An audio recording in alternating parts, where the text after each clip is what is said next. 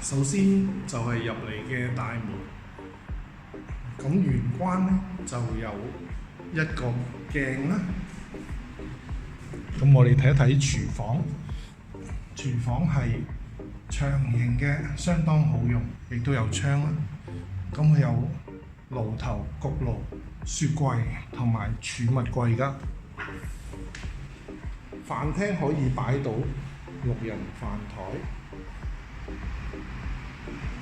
客廳方面，一邊擺電視櫃，一邊擺梳化。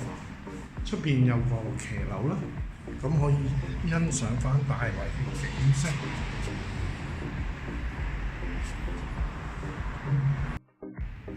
我哋睇一睇睡房區啊，可以放咗床之外，仲放到個大衣櫃啦，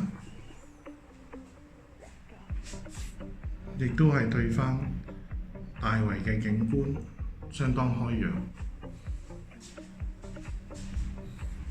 我哋睇一睇洗手間，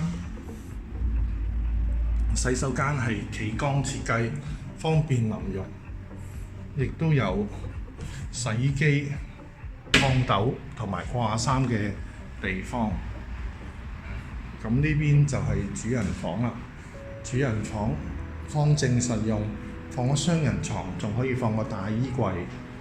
出邊亦都有騎樓，俾你去欣賞景觀。